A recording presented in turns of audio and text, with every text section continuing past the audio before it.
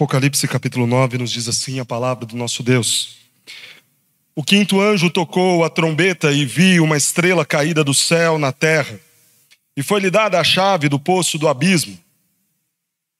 Ela abriu o poço do abismo e subiu fumaça do poço, como fumaça de grande fornalha, e com a fumaceira saída do poço, escureceu-se o sol e o ar. Também da fumaça saíram gafanhotos para a terra, e foi-lhes dado poder como o que tem os escorpiões da terra. E foi-lhes dito que não causassem dano à erva da terra, nem a qualquer coisa verde, nem a árvore alguma, e tão somente aos homens que não têm o selo de Deus sobre a fronte.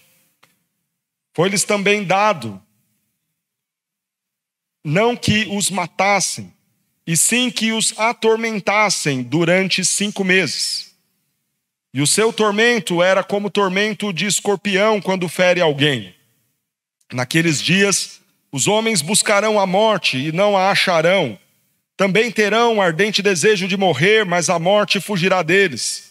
O aspecto dos gafanhotos era semelhante a cavalo, preparados para a peleja. Na sua cabeça havia como que coroas, parecendo de ouro, e o seu rosto era como o rosto de homem. Tinha também cabelos como cabelos de mulher, e os seus dentes como dentes de leão. Tinham couraças como couraças de ferro. O barulho de que as suas asas faziam eram como o barulho de carros de muitos cavalos quando correm a peleja. Tinham ainda cauda como escorpiões e ferrão. Na cauda tinham poder para causar dano aos homens por 5 meses. E tinham sobre eles, como seu rei, o anjo do abismo, cujo nome em hebraico é Abaddon e em grego Apollyon. O primeiro ai passou. Eis que depois destas coisas vem ainda 2 ais. Oremos. Senhor, nós estamos diante da Tua palavra, nossa única regra de fé e prática. Encha-nos com Teu Santo Espírito para crermos, para entendermos, para expormos com fidelidade a Tua santa palavra. Vem sobre nós, ó Deus. Encha-nos, Senhor, para então sairmos daqui edificados pelo próprio Deus, Senhor, dono e edificador da igreja. Oramos em nome de Jesus. Amém. Os demônios existem e agem. Este é o tema da nossa exposição nesta noite. Os demônios existem e eles agem. Há a atuação destes demônios. É importante falar sobre o diabo e falar sobre os demônios. Claro que conhecer a Cristo é muito mais importante. Claro que o tempo todo aqui em nossa igreja nos dedicamos muito mais em falar sobre Jesus do que em falar sobre o diabo.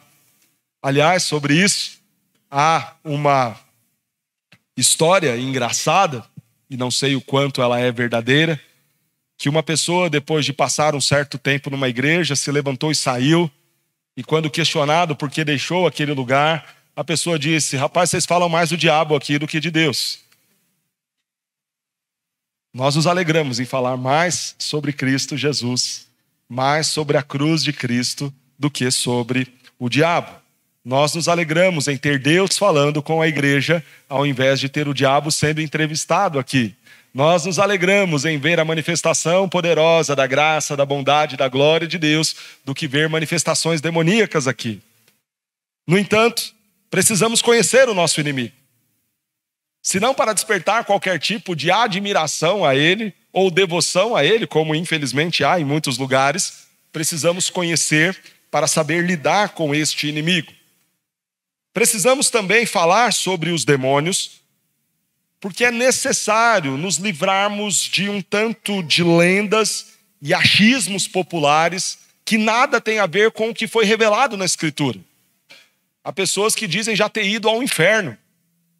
E se não bastasse ter ido uma vez, há aqueles que dizem ter ido 1, 2, 3, 4, 5, 6, 10 vezes ao inferno. E ainda se dizem crentes.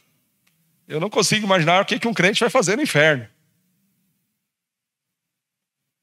Fato é que, infelizmente, o imaginário mesmo dos cristãos tem sido ocupado por um monte de coisas sobre o diabo, sobre o inferno, sobre os demônios, que não necessariamente estão reveladas na Escritura. E, obviamente, se não é aquilo que a Bíblia diz, não é aquilo que nós devemos admitir como regra de fé e prática. Foi o que nós acabamos de aprender com os nossos catecismos. Pois bem, qual é o objetivo nosso, então, nesta noite, em falar sobre o diabo, sobre os demônios? Primeiro, nos despertar a vigilância. É necessário nós termos esta consciência de que existem inimigos. É necessário saber quem são esses inimigos. É necessário estar em prontidão para combater estes inimigos invisíveis. O segundo objetivo desta nossa exposição é trazer consolo a nós, aqueles que não serão atingidos, porque somos selados pelo Senhor. E daqui a pouco falaremos mais sobre isso.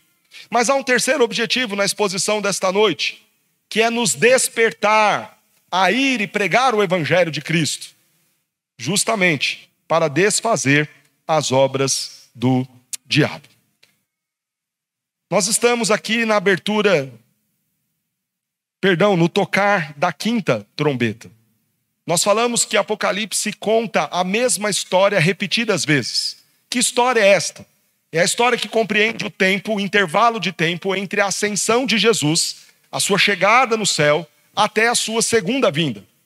Nós não sabemos precisar qual é o período, quando se terminará este tempo, a data precisa.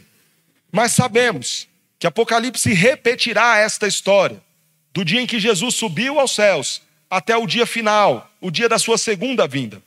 Esta história será contada num primeiro momento através da ilustração dos selos. Os selos são abertos e as coisas aqui na terra acontecem. Os sinais de Deus acerca da sua segunda vinda são manifestos. Depois esta mesma história será contada uma segunda vez, com o tocar de trombetas. Nós vimos na última semana que 4 trombetas foram tocadas. Estas 4 trombetas representam mais uma vez sinal de juízo de Deus. São trombetas que são tocadas hoje, sinais que são visíveis. A justiça de Deus vindo sobre os homens por meio daquilo que o próprio Deus faz através da criação. Este homem que se rebela contra Deus vê manifestos os juízos de Deus e deve ter isto como sinais de que ele está voltando. Agora a quinta trombeta é tocada. O quinto anjo tocou a trombeta e viu uma estrela caída do céu na terra.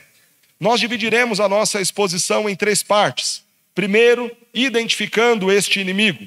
Segundo, falando das ações deste inimigo. E por fim, falando dos limites da atuação destes inimigos. E é importante nós sabermos que os demônios existem e agem. Quem são os nossos inimigos? O texto nos responde: vi uma estrela caída do céu na terra. Quando nós lemos o texto de Efésios, capítulo 6, verso 12, a palavra nos diz que a nossa luta não é contra carne nem sangue, e sim contra principados e potestades, contra os dominadores deste mundo tenebroso, contra as forças espirituais do mal nas regiões celestes. Os nossos inimigos não são os nossos irmãos em Cristo. Os nossos inimigos não podem ser identificados como qualquer tipo de coisa, senão o mal, Satanás e os seus agentes. A palavra é clara em nos identificar quem é este inimigo. Aqui no nosso texto, ele é apresentado como chefe dos demônios, a estrela caída. Esta é uma menção ao texto de Isaías, capítulo 14, verso 12, que vai nos contar como se dá a queda de Satanás. Satanás, em um tempo ainda antes da criação, vê a glória que o filho tinha e ambiciona ocupar aquele espaço e aquele lugar. E Isaías vai nos dizer: como caíste do céu, ó estrela da manhã, filho da alva, como foste lançado por terra, tu que debilitas as nações. Satanás é identificado como esta estrela. Aliás, não só Satanás, como a figura dos anjos são identificadas como estrelas. Jó, capítulo 38, verso 7, faz esta associação entre os seres angelicais e estrelas. Não estamos falando que são a mesma coisa. Não olhe você para o céu e veja brilhar uma estrela e diga, olha, eis ali um anjo. Não é isso. Mas a ideia simbólica, descrita ali no livro de Jó, é que os anjos eram chamados de estrelas. Satanás é uma estrela caída. Significa que sim, foi um anjo do Senhor, criado pelo Senhor, para a glória do Senhor, contudo que pecou. Pecou porque quis o lugar de Deus, a glória de Deus, o domínio de Deus, o governo de Deus e a autoridade de Deus. Por conta disso, caiu. Por conta disso, levou consigo a terça parte dos anjos do céu. Promoveu no céu uma grande rebelião. E fez então com que ele e estes anjos fossem expulsos do céu. Não há muitos detalhes na Escritura destes acontecimentos que se deram nos tempos eternos. Qualquer grande exposição deste tema será caminhar em um terreno desconhecido, em meras especulações. O que nós temos são estas informações da Escritura, que Satanás quis ocupar o lugar de Deus e quis ter a glória de Deus, e por conta disto foi punido juntamente com os seus seguidores. O texto segue e continua a nos apresentar estes nossos inimigos. E foi-lhe dada a chave do poço do abismo. Ela, a estrela, abriu o poço do abismo e subiu fumaça do poço como fumaça de grande fornalha. O poço do abismo é o lugar onde Satanás está. É muito importante nós tentarmos entender algumas questões cronológicas aqui da ordem dos acontecimentos. Antes da criação, Satanás se rebela contra o Senhor. A sua queda se dá antes da criação. No entanto, a expulsão definitiva de Satanás acontecerá apenas no momento em que Cristo sobe aos céus, na ascensão de Cristo depois da sua morte e ressurreição. Nós veremos isto com muito detalhe lá na exposição do capítulo 12 de Apocalipse. Chegaremos lá. Mas apenas para lhe ajudar, porque talvez você diga, como assim, pastor? Eu imaginei que muito antes ele já havia sido expulso do céu. Quando nós lemos o capítulo 1 de Jó, Satanás está ali, diante do trono de Deus, questionando o Senhor sobre o servo Jó. O que nos mostra que Satanás tinha algum trânsito, tanto na terra quanto no céu. Porque o Senhor, ao questioná-lo, diz, de onde você vem? Venho de rodear a terra. Há um trânsito, ou havia um trânsito dele na terra. E havia um trânsito dele para chegar até os céus. E o curioso do texto de Jó é que no dia em que os justos se apresentaram diante de Deus, no meio deles estava Satanás. Veja que ele não apenas tem a possibilidade, ainda antes da morte e ressurreição de Cristo, de estar no céu, como também de estar entre os bons anjos, os servos fiéis. Talvez fique-nos a pergunta, mas por quê? Por que ele ainda tinha este acesso? Porque uma questão legal ainda precisava ser resolvida. Satanás ainda podia estar ali e se apresentar como um acusador dos homens, porque uma pendência ainda havia e existia. No entanto, no momento em que Cristo vem a este mundo, paga na cruz o preço pelos nossos pecados, vence a morte na ressurreição do terceiro dia e sobe aos céus. Ao subir aos céus, o Senhor Jesus tem consumado a obra redentora, tem satisfeito a vontade e a justiça do Pai. E agora Satanás não pode mais se pôr como acusador, não tendo mais função, não tendo mais direito de nos acusar, porque Cristo já havia pagado o preço. Ele então agora é posto para correr. Satanás agora sairá do céu. E o texto de Apocalipse, capítulo 20, a partir do verso 1, vai nos dizer que Satanás foi lançado e trancado no abismo. Para que nós entendamos esta ideia do abismo, é importante ler o texto da segunda carta de Pedro, capítulo 2, verso 4. Segunda carta de Pedro, capítulo 2, verso 4, nos diz assim: Ora, se Deus não poupou os anjos quando pecaram, antes precipitando-os no inferno, os entregou a abismos de trevas, reservando-os para juízo. Nos parece que nesta cronologia, o Senhor vai dar a punição para estes anjos que se rebelaram, enviando-os à terra, ainda que permitindo algum acesso ao céu, mas tirando deles os privilégios. Eles perdem a glória que tinham lá no céu, ao lado do Pai, adorando e bendizendo o Senhor, o ato de desfrutar da bondade e da graça de Deus. Alguns já haviam sido lançados no abismo. E é curioso que o texto de Pedro faz uma distinção entre inferno e abismo de trevas. E mais uma vez, não há na Escritura muitos detalhes sobre esta condição do inferno e dos abismos. Mas o que temos nos dá bons indicativos de que são lugares diferentes e tipos de punição diferentes. Um outro texto que vai nos ajudar a entender isso é o caso daquele endemoniado gadareno. Se você se recordar, no momento em que o Senhor Jesus vai expulsar aquela legião, elas fazem um pedido ao Senhor. Você consegue se lembrar? Não nos mande para o abismo. Não nos mande para o abismo. E o Senhor então os envia aos porcos. A palavra inferno do texto de Pedro é a palavra tártaro. É curioso isso.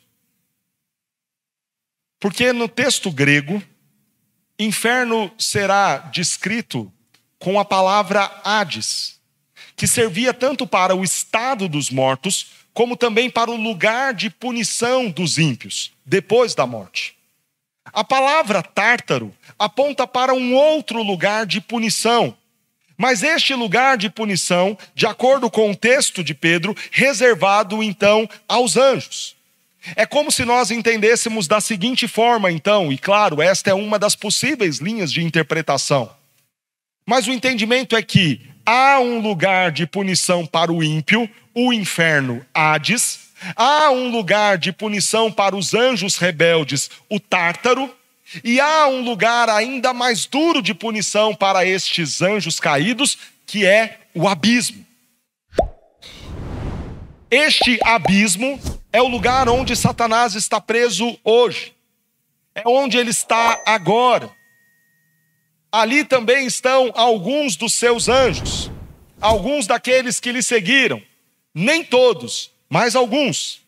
E esta distinção dos lugares, ela é possível ser vista nesses dois textos que eu citei.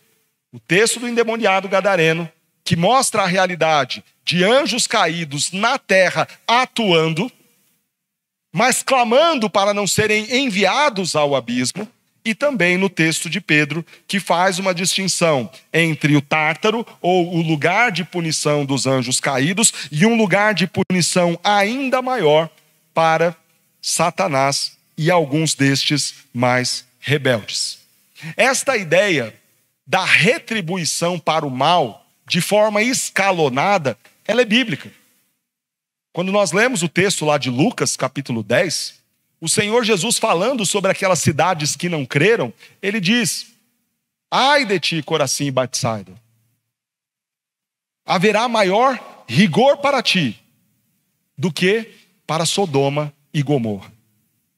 A ideia então de que, embora é certa a punição para os caídos, haverá punições maiores e dores maiores e tormentos maiores em retribuição aos maus feitos. Assim será com os ímpios. Todos serão punidos, mas alguns com punições maiores, dadas em retribuição aos seus erros. Menor rigor para alguns do que para outros, muito embora todos estejam punidos por conta da sua incredulidade. O mesmo acontece com esses anjos caídos, todos punidos, indistintamente, porque erraram, se rebelaram contra Deus, mas uma punição maior a alguns deles. Talvez aqueles que capitanearam esta revolta no céu. Estes estão no abismo.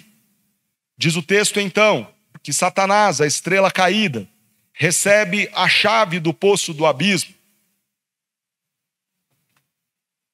e abre o poço do abismo. Ao abrir esse poço do abismo, que é um lugar de punição, que é um lugar terrível, reservado para os anjos rebeldes, o que acontece? Uma grande fumaça sobe, fumaça como de grande fornalha. Uma fumaceira sai do poço. Ela é tão densa que escurece o sol e o ar. É curioso entender este papel simbólico desta fumaça. E aqui, claro, nós estamos falando de algo simbólico, é uma visão que João está tendo. Mas esta fumaça negra e densa aponta para a escuridão, para as trevas, para o engano, que sempre vem acompanhado de Satanás e os seus anjos caídos. Toda sorte de engano, toda sorte de escuridão que pode fazer-nos nos perder, assim são essas densas trevas que acompanham Satanás e seus anjos quando este poço for aberto. É curioso esta ideia da fumaça ligada ao engano.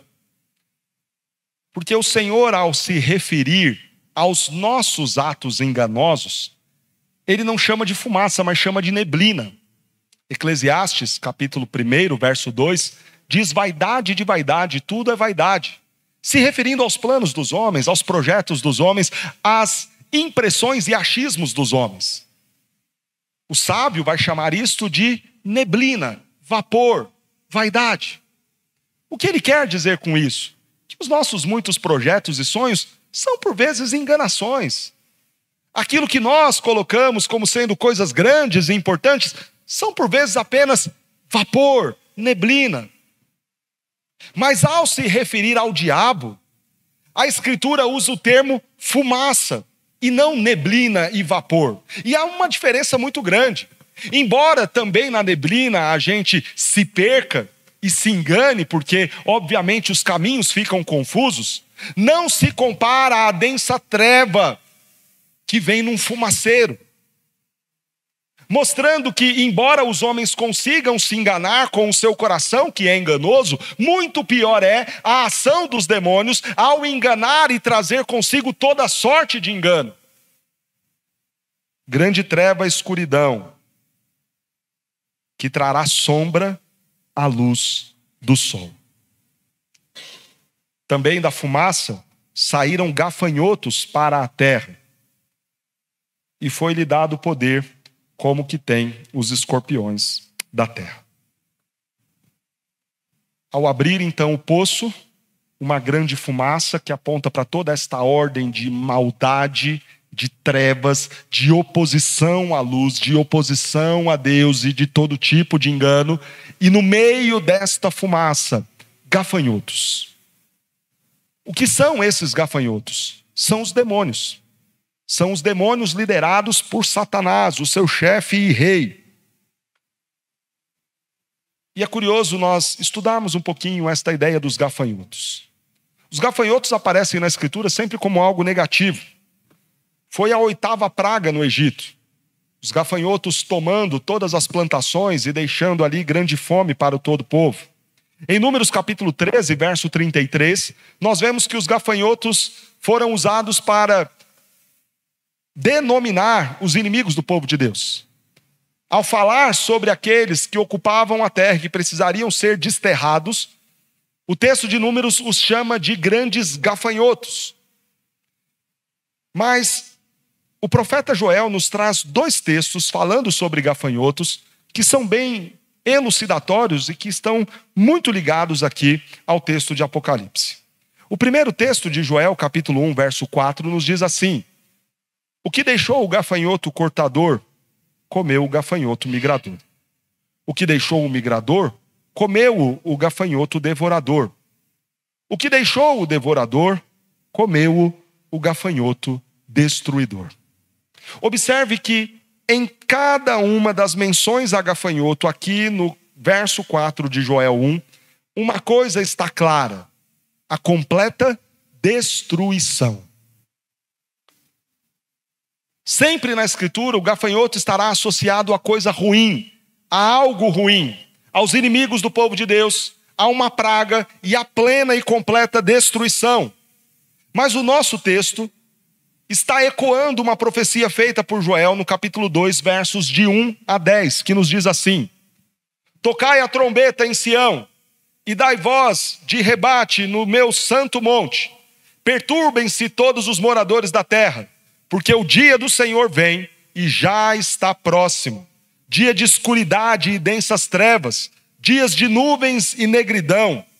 Como a alva por sobre os montes, assim se difunde um povo grande e poderoso, qual desde o tempo antigo nunca houve, nem depois dele haverá pelos anos adiante, de geração em geração. À frente dele vai fogo devorador, atrás chama que abrasa, diante dele a terra é como o jardim do Éden, mas atrás dele um deserto assolado, nada lhe escapa. A sua aparência é como a de cavalos, e como cavaleiros assim eles correm. Estrondeando como carros, vêm, saltando pelos cismos dos montes, crepitando como chamas de fogo que devoram o restolho, como um povo poderoso posto em ordem de combate. Diante deles tremem os povos, todos os rostos se empalidecem. Correm como valentes, como homens de guerra, sobem muros e cada um vai no seu caminho e não se desvia da sua fileira. Não empurram uns aos outros, cada um segue o seu rumo. Arremetem contra lanças e não se detêm no seu caminho. Assaltam a cidade, correm pelos muros, sobem as casas, pelas janelas entram como ladrão. Diante deles treme a terra e os céus se abalam, o sol e a lua se escurecem e as estrelas retiram o seu resplendor. Quem são esses? Os demônios, agentes de Satanás, que se levantam na terra, trazendo todo tipo de treva, de maldade, de destruição, de mal, de impiedade, de adversidade e oposição à luz de Deus e do seu povo. Mas o texto, a partir do verso de número 7, Apocalipse 9, 7, começa a nos falar mais sobre estes nossos inimigos. E esta primeira parte do nosso sermão é justamente esta, de conhecer os nossos inimigos. Nós vimos que é o diabo e os seus demônios, os principados e potestades, esses são os nossos inimigos. Identificados no nosso texto como a estrela caída. Identificados no nosso texto como aqueles que estavam no abismo. Identificados no nosso texto como gafanhotos. E agora, a partir do verso 7, falando destes demônios, falando destes nossos inimigos, o texto começa a nos dar características destes demônios. O aspecto dos gafanhotos era semelhante a cavalos preparados para a peleja. A força de uma cavalaria era aquilo de mais poderoso que um exército tinha. Estamos falando em um contexto de guerra em que não há armas de longo alcance. Um contexto de guerra sendo descrito aqui, onde não há tecnologia, onde não há grandes navios ou muitos aviões para fazerem ataques. Os cavalos, então, era aquilo que de mais forte e poderoso um exército poderia ter. Dada a força animal, a grandeza que tem um cavalo, a agilidade que tem um cavalo, você guerrear ou combater do chão contra alguém que está montado em um cavalo, é quase que uma batalha perdida. Ele tem a força do animal. Ele tem as vantagens da altura, da velocidade do animal. Não dá para combatê-lo. Mas ao descrever os demônios, os nossos inimigos, diz que são cavalos preparados para a peleja. Irmãos, é bizarro a forma como muitos crentes falam de Satanás e dos demônios. Dá um tapa na cara dele, cospe nele, dá risada dele. Como se os demônios não tivessem força suficiente para pelejar. E o texto diz que os nossos inimigos são como cavalos preparados para a guerra. Tem a força, a velocidade, as habilidades para guerrear. E estão prontos.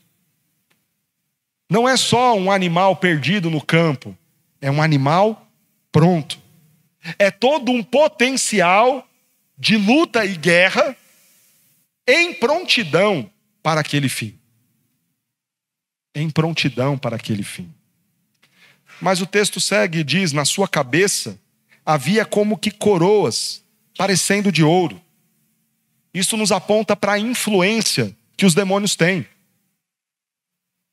Como assim, pastor? Os demônios são influentes? E muito. São astutos. A Escritura nos diz que os filhos das trevas são mais hábeis do que os filhos da luz. Quando nós lemos Colossenses capítulo 1, verso 13, o texto nos fala que antes de Cristo nós estávamos debaixo do império, da coroa das trevas, do reinado das trevas. Atos capítulo 26, verso 18, nos diz que os ímpios são dominados por Satanás. E Efésios capítulo 2, verso 2, nos diz, nos quais andastes outrora, segundo o curso deste mundo, segundo o príncipe da potestade do ar, do espírito que agora atua, influenciando, agindo, dominando, governando os filhos da desobediência. Quem? O príncipe da potestade do ar, Satanás e os seus. Tem coroas como de ouro, porque estarão nos governos, no exercício da autoridade, dominarão sobre muitos, influenciarão a muitos. O texto segue e nos diz, e o seu rosto era como o rosto de homem. Esse gafanhoto tem uma aparência que mistura a força de um cavalo, a influência e a autoridade dos reis, a inteligência dos homens. Mas tinha também cabelos, como cabelos de mulher. E o grande símbolo de sedução de uma mulher, daqueles dias do contexto da Escritura, estava justamente nos seus cabelos. Mostrando que os demônios, estes nossos inimigos, têm força, têm inteligência, têm domínio, mas também têm grande força ou grande potencial de seduzir os homens. A sedução. E os seus dentes, dentes como de leão, prontos para devorar, de forma violenta, rasgar a carne, de forma impiedosa, sem qualquer tipo de consideração por sua presa. Seus dentes são como de leão. Verso de número 9 nos diz, tinham couraças, como couraças de ferro, uma capacidade ímpar de se defender, quase que indestrutíveis. Observe que as características apresentadas destes demônios são assustadoras. Os demônios são anjos caídos, têm força, seduz, influenciam, governam, dominam. São inteligentes, astutos, sedutores. O barulho que suas asas fazem é o barulho de carros e muitos cavalos quando correm para a peleja. São assustadores. Verso de número 10, tinham ainda na cauda, uma cauda como escorpiões e ferrão, e na cauda tinham poder para causar dano aos homens por 5 meses. O que fazem esses demônios? Tormentos profundos aos homens. Tormentos profundos aos homens. Tal qual um escorpião. E veja que esta ideia do escorpião se repete no texto, tanto no início como também aqui no verso de número 10. Mostrando que esses demônios, que vêm como uma grande nuvem de gafanhotos para destruir tudo que está à sua frente, atormentam os homens tal qual o ferimento de uma ferroada de um escorpião.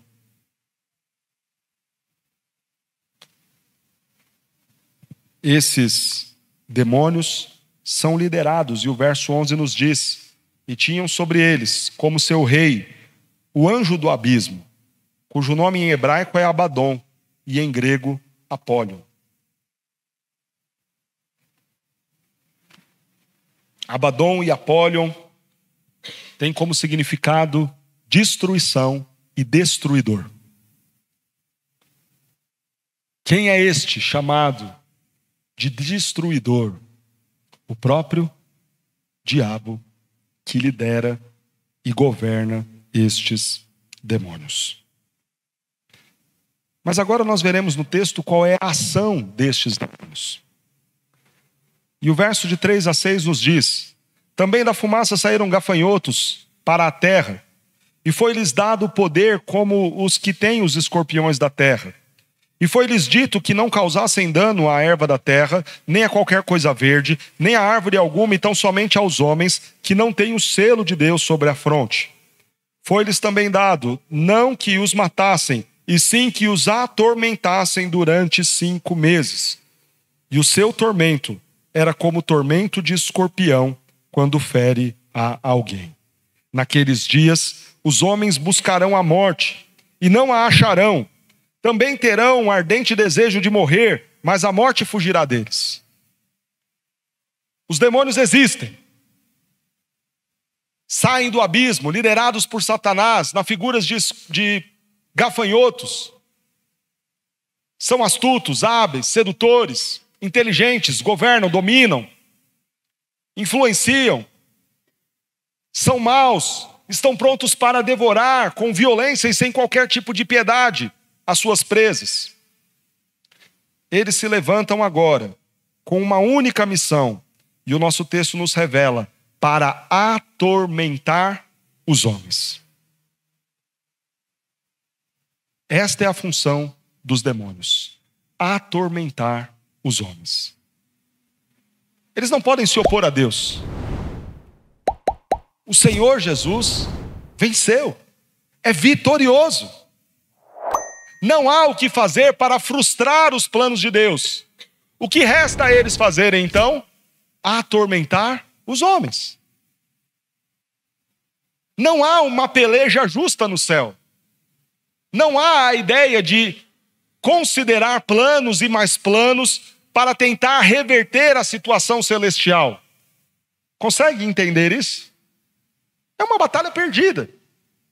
Não há o que eles fazerem para tramar contra Deus. Não há aqui uma igualdade de forças, como em algumas vezes isso nos parece ser ilustrado no imaginário lendário das pessoas. Como se o diabo e Deus estivessem a medir forças em pé de igualdade. Como se houvesse algum tipo de enfrentamento justo entre as partes. Não há. E o diabo sabe que não consegue fazer isso, sabe que não conseguirá se opor a Deus, sabe que não conseguirá fazer qualquer plano, estratégia, ou criar qualquer forma ou meio para destruir a Deus e os seus anjos. Eles sabem disso, os demônios sabem disso. O que resta a eles? Atormentar os homens. E é o que eles farão. Mas como isso se dá? Primeiramente, através dos seus desejos. A ganância, a cobiça dos homens será usada contra os homens para o seu tormento. Quais são as características destes demônios? São inteligentes, são sedutores. Seduzirão aos homens com as propostas mais encantadoras aos olhos destes. Vendo a mulher que a árvore que o fruto da árvore era agradável aos olhos e bom para dar entendimento, tomou do fruto, comeu e deu também ao seu marido. Como virá esse tormento? Através das inclinações do nosso próprio coração caído, os nossos desejos cobiçosos, o desejo humano pelo poder,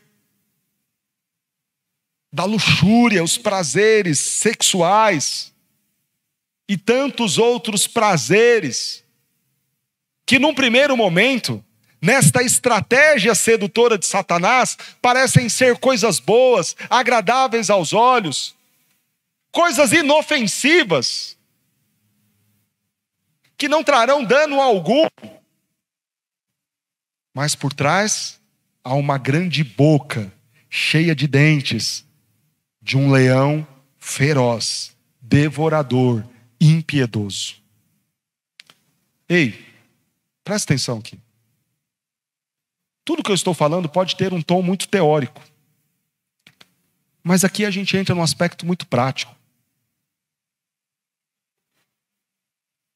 Tem muita gente achando que é tudo normal, que não tem nada a ver, que o pastor às vezes vê coisa demais onde não tem, que é besteira, é só uma festa, é só um filme, é só um vídeo, é só uma roupa, é só um partido, é só uma coisinha boba, insignificante qualquer, pastor, não tem nada a ver. Não tendo nada a ver, muitos verão o inferno e experimentarão dele. Porque vem como fumaça, negra, densa, que escurece os planos malignos de Satanás, que de forma densa não nos faz enxergar a maldade que há em muitas coisas. Então, não é só um cigarro, não é só um baseado, é uma porta aberta para que a desgraça chegue e entre em lares, através de muitos adolescentes que se perdem. Não é só um copo inocente de uma bebida alcoólica qualquer. A fumaça densa e negra faz com que nós não enxerguemos que Satanás e os seus demônios estão agindo com sabedoria, porque, embora sejam gafanhotos, têm aparência de homem e o raciocínio de homem, de forma sedutora, com aqueles cabelos semelhantes a de mulher, que trazem coisas escondidas na nebulosidade das densas trevas da fumaça, que a olhos despercebidos dirão, não tem nada a ver, mas que entram nas casas, nos lares, nas agendas dos nossos filhos, nos jogos do computador ou do videogame, e ocupam espaço em nosso coração, e despertam em nós os interesses mais cobiçosos, os desejos pelos prazeres mais reprováveis por Deus na sua palavra, que vão despertar em nós e nos seduzir para todo tipo de coisa que se opõe à luz do nosso Deus. Os demônios existem e agem. Não se engane. É só um inseto pequeno, um gafanhoto. Que mal há? Deixe uma grande nuvem dessas entrar na sua casa para você ver o estrago. Deixe uma grande nuvem desses gafanhotos ocupar o coração e o lugar dos seus filhos, e você verá o estrago. O texto está nos dando um grande alerta, assustador, dizendo que foi dada a Satanás a autoridade para perturbar os homens, para atemorizar os homens. E assim nós vemos acontecer. Pessoas que têm o dinheiro, têm a bebida, têm o sexo, têm tudo aquilo que aparentemente é prazeroso aos olhos humanos, mas o que desejam? A morte. Frustrados, infelizes. Se a atuação desses demônios se dá através das inclinações pecaminosas do nosso coração, a segunda forma de atuar é através do engano. Engano através de falso consolo, de falsas alegrias, de falsos prazeres. Engano através de falsos deuses, de pessoas buscando refugiar-se em si mesmos, em suas propriedades, em deuses estranhos, tentando buscar algum tipo de esperança e alegria em coisas que não lhe trarão esta felicidade e esta alegria. Então Satanás apresenta uma forma distorcida de amor e de prazer. Nos diz que não tem nada a ver, que toda forma de amor é válida, afinal de contas, Deus é amor. E Deus é inclusão. E Deus abraça todos. Então ele seduz. Então ele engana, distorce a Escritura, apresenta aos homens algum tipo de felicidade, dizendo a eles: você não pode reprimir os seus desejos. Deus não deseja que você seja infeliz, vivendo uma opção sexual que não é a sua.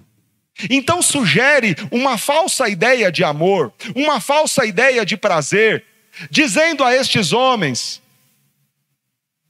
busquem estas coisas, se alegrem nestas coisas, se refugiem nestas coisas. E qual será o final de tudo isso? A própria Escritura nos revela: há caminhos que para o homem parecem ser bons, mas no final dão em caminhos de morte. E pior do que morrer é desejar a morte e não alcançar. Quantos são aqueles que, abraçando o mundo, já chegaram à conclusão de que era uma grande enganação? Quantos são aqueles que já estão talvez no segundo, terceiro, quarto casamento, acreditando que, em busca de algo melhor, de um relacionamento melhor, poderiam quebrar e ignorar a Escritura, viver um divórcio em pecado, viver um novo casamento em pecado, em busca de uma falsa felicidade, seguindo a sedução de Satanás, que disse: vai lá, boba, você não merece isso não. Deus quer algo melhor para você. Ele não te fez para ficar sofrendo neste relacionamento. Uma fumaça densa e negra que nos desorienta, nos faz perder o rumo, mas que ao mesmo tempo também nos seduz, é encantadora e esconde dentes cheios de apetite para nos devorar. Esta é a atuação de Satanás. Aquela que quer nos convencer de um ganho fácil pela desonestidade, de um prazer fácil pela imoralidade rápida da pornografia. É aquela que quer nos convencer de um domingo prazeroso, fazendo as coisas prazerosas, deixando de lado o prazer do justo, que está na lei do Senhor e que na sua lei medita dia e noite. Ou haverá algo mais prazeroso para o cristão do que estar com Cristo no dia que é dele? Mas os gafanhotos, nesta fumaça densa, sedutora, astuta, tentam nos convencer do contrário. E o final de tudo isso será conduzir os homens aos tormentos, às angústias. Olha que curioso. Temos uma sociedade tão liberta no que diz respeito a amores, prazeres e relacionamentos. E ao mesmo tempo, tão infeliz no que diz respeito a estes tais relacionamentos. Nunca foi tão livre, tão desimpedido amar e viver o amor como é nos nossos dias. E nunca houve, como em nossos dias, pessoas tão frustradas em seus relacionamentos. Porque Satanás, através destas estratégias, vem atormentando os homens. Pessoas deprimidas, angustiadas, sofrendo, desejando a morte, porque foram enganadas, porque correram atrás de prazeres que não eram os prazeres propostos por Deus, porque correram atrás de coisas que não eram verdadeiras, porque depositaram a sua esperança naquilo que nada é. O resultado, estes homens procuram a morte. Naqueles dias os homens buscarão a morte e não a acharão. Terão um ardente desejo de morrer, mas a morte fugirá deles. Vejam esses nossos adolescentes que não ouviram não algum na infância e agora com 16, 17 anos quer cortar pulso dentro do banheiro de escola. Enganados por um tipo de liberdade, prazer e satisfação, de gafanhotos e demônios que existem e agem, seduzindo, enganando, corrompendo, iludindo, através das inclinações de corações caídos. Mas a terceira e última parte do nosso texto nos fala que também há limites para a atuação destes inimigos. E o primeiro limite: eles só agem debaixo da autorização de Deus. Se você observar o texto, a expressão foi-lhes dada vai ocorrer 3 vezes. Isso nos indica que não há autonomia destes demônios. Mas há um limite claro estabelecido por quem? Pelo próprio Deus. Quem entrega a chave do abismo é Deus. Quem dá o limite para a atuação deles é Deus. Quem está no controle até mesmo dos demônios? Deus. O que significa dizer que eles não agirão de forma autônoma e independente. Até os demônios se sujeitam e se submetem à autoridade do nosso Deus. O que isso significa? Que na hora que Deus dá a ordem e fala para, eles param. E eles têm que parar. Porque estão debaixo da autoridade de Deus. O outro limite é que eles não poderão agir contra a criação de Deus. Foi dito a eles, então, que não tocassem a erva da terra, nem qualquer coisa verde, nem árvore alguma, tão somente os homens. Algo muito curioso aqui. Deus é tão senhor da criação, que ele não sujeita a criação aos demônios. O Senhor entrega a criação para os homens e diz a nós, os homens, dominem. Tenham vocês domínio sobre todos os répteis, sobre todas as aves. Vocês, homens, podem dominar. Mas aos demônios, ele não entrega a sua criação. Curioso isso. Semana passada nós vimos todos os acontecimentos catastróficos acontecendo por meio da criação como forma de juízo de Deus sobre os homens. E o que isso nos ensina? Que nem os mais pessimistas dos ambientalistas acertam em dizer algo sobre a criação que fuja deste aspecto. Deus está no controle. O que isso quer dizer? A criação só vai ter fim no dia que Deus falar, tenha fim. Porque quem criou foi Deus. Quem sustenta é Deus. Quem destrói é Deus. besteira você achar que o seu canudinho e o seu saco plástico vai acabar com o mundo. Não vai. Pode causar vários danos.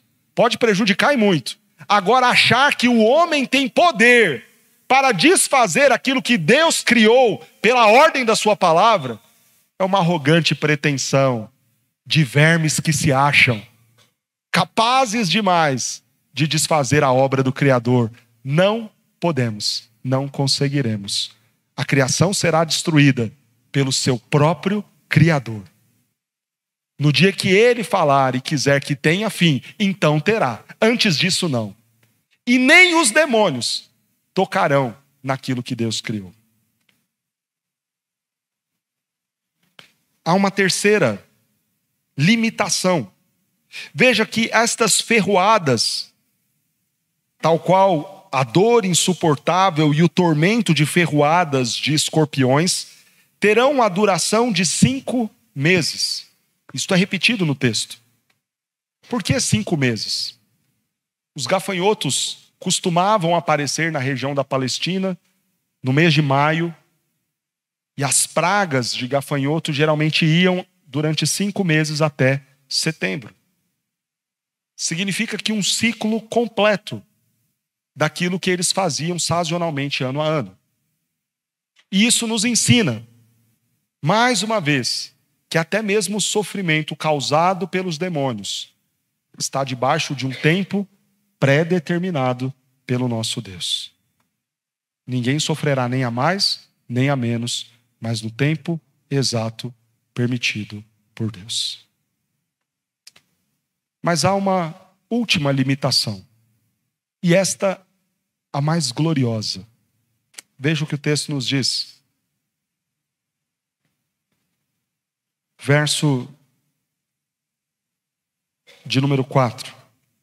Foi-lhes dito que não causassem dano à erva da terra, nem a qualquer coisa verde, nem a árvore alguma, e tão somente aos homens que não têm o selo de Deus sobre a fronte. Quem serão estes homens atormentados pelos demônios? Os crentes? Não. Aqueles que não têm o selo de Deus em sua fronte. Lembra que nós vimos na abertura do último selo, lá em Apocalipse capítulo 7, aguarde até que o número total dos eleitos sejam selados. Que selo é este? É o Santo Espírito, que sela todo aquele que crê. Efésios capítulo 1 nos diz que o Senhor nos escolheu desde antes da fundação do mundo, e por meio do seu Santo Espírito nos selou, nos marcou. Quem serão estes atormentados? Quem serão estes que desejarão a morte? Que estarão debaixo dos efeitos de Satanás e das ações dos demônios? Todos aqueles que não creram. Que não creram em Cristo Jesus. Que não receberam o selo do Santo Espírito. Estes sofrerão. Quando nós lemos o texto de Romanos, capítulo de número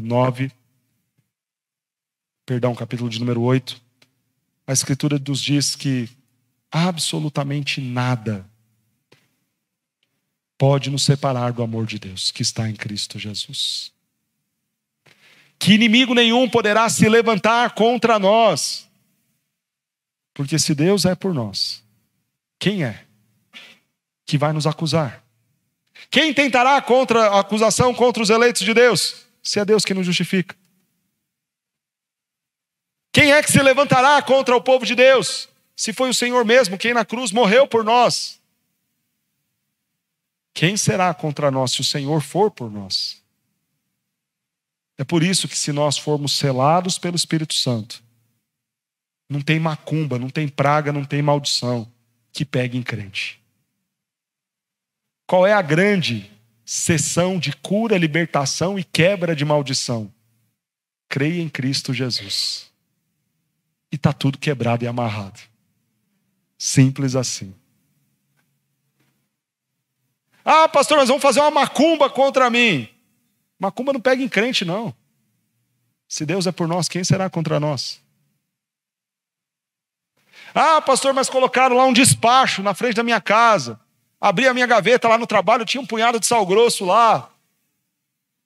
Se Deus é por nós, quem será contra nós? Pega o sal e assa a carne no final de semana, que tem churrasco, feriadão, coisa boa. Aproveita, já ganhou sal grosso, só falta comprar carne. Irmãos, praga nenhuma chegará em nossa tenda. Porque o povo de Deus pegará em serpente e nada lhe acontecerá. Se estamos a cumprir a missão de Deus, selados pelo Santo Espírito do Senhor, os demônios não têm poder contra nós.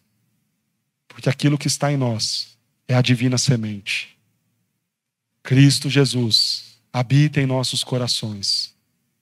E na casa que Ele ocupa, esta não será ocupada por nenhum outro, por demônio algum, por abismo algum.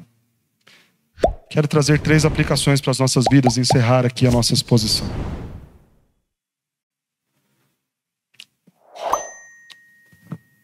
Primeira aplicação importante: vigilância. Nós falamos que os demônios existem e que eles agem. Só não agem contra os eleitos de Deus, contra os filhos de Deus, os selados pelo Espírito.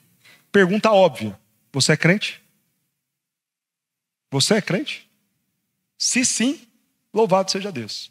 Você não será atormentado. Se não, se agarra aí na cadeira. Porque o abismo inteiro se levantará contra você, para te seduzir, para te enganar, para te fazer desejar a morte, depois de te iludir com tantas coisas. Primeira convicção que você precisa ter é se de fato você é crente em Cristo Jesus. Porque se você é, descansa no Senhor. Esses tormentos não virão sobre você. Louvado seja Deus por isso. Considere agora os seus filhos. Pastor, não tem nada a ver. Se os seus filhos ainda não se renderam a Cristo, saiba que há todo o inferno trabalhando contra ele. Vou repetir. Se os seus filhos ainda não se renderam a Cristo, saiba que há todo o inferno trabalhando contra eles. Na música, na escola, nos filmes, nos desenhos, nos brinquedos. Das formas mais sujas, mais sedutoras, mais nebulosas e confusas, mas atuando. Não seja inocente, não seja ingênuo. Vigie, ciente de que existem demônios e que eles agem. Agem contra os nossos filhos, se eles ainda não foram selados pelo Santo Espírito. Vigilância em relação aos ímpios. Ai, pastor, não tem nada a ver não, ter uma amizade com alguém que não é crente, super normal. E a última vez que eu falei disso aqui, teve uma pessoa que entrou lá nas redes sociais da igreja e ficou muito brava comigo lá, me ofendeu lá. Falando que eu disse que a gente tinha que fazer discriminação, que não podia ter amizade com quem não é da igreja. Presta atenção aqui. Se você tem comunhão muito fácil com as trevas, é porque você está tão apagado quanto essa pessoa sem luz. E eu vou repetir. É incompatível crentes cheios do Espírito Santo terem vínculos estreitos com pessoas que vivem no abismo das trevas dos demônios. Por uma questão simples: as trevas não se darão com a luz. Não estou dizendo que você tem que agredir alguém que não é crente. Não estou dizendo que você não deva conversar com pessoas que não são crentes. Não estou dizendo que você não deva ter colegas de trabalho que não sejam crentes. Agora, se você consegue ter um super amigo, confidente, pessoa que te aconselha, que te ajuda, íntima da intimidade, que está em trevas, e isso para você é normal, é porque você é treva igual a ela. É porque não há nada que te diferencie dela. Então tome cuidado. Tome cuidado. Sobre estes, os demônios agem. E respingará os maus feitos em você. Segunda aplicação. Tem esse consolo do Senhor. Embora exista a atuação dos demônios, nós podemos descansar e confiar no livramento do nosso Deus. E a última aplicação para as nossas vidas. Pregue o Evangelho. Pastor, qual deve ser então a minha relação com pessoas não crentes? Se não é para eu ter uma super íntima amizade com eles. Veja, eu não estou dizendo que não é para você ter. Eu estou dizendo que é muito estranho se você conseguir ter. É muito estranho se você conseguir ter. Mas esta relação deve ter uma urgência e prioridade. Pregue e fale de Cristo Jesus para ela. Para que também ela seja selada pelo Espírito Santo e não sofra os tormentos do inferno. É o desafio que nós, igreja, temos. De testemunhar de Cristo. Para que os homens não sejam afligidos por Satanás. Não sejam enganados por Satanás. Atormentados por Satanás. Vamos colocar em pé? Santo e eterno Deus, te louvamos porque o Senhor venceu os nossos inimigos. Te louvamos porque, uma vez selados por ti, não sofreremos os tormentos trazidos por Satanás e os demônios. E pedimos a ti, faz-nos ter esta certeza. Se há alguém aqui, ó Deus, que ainda não crê em Cristo Jesus, que ainda não foi selada pelo teu Santo Espírito, pela graça mediante a fé, que o Senhor possa converter este coração, tirá-lo das trevas, livrá-lo do engano, livrá-lo, ó Deus, das ações terríveis, violentas e enganosas de Satanás e dos seus anjos. Livra-os deste mal em nome de Jesus. Alcança esses corações e converta esses corações, que eles se rendam a Cristo Jesus. Senhor, nos faça pregar deste evangelho com urgência, para livrar tantos deste tormento. Que nós olhemos, ó Deus, com maior responsabilidade, com maior compaixão, aqueles que não conhecem a Cristo, nos dedicando a servi-los, para que estes sejam livres dessas angústias e agonias das quais nós acabamos de ouvir nesta noite. Ó Deus, dá-nos uma boa semana. Livra-nos de todo mal, em nome de Jesus.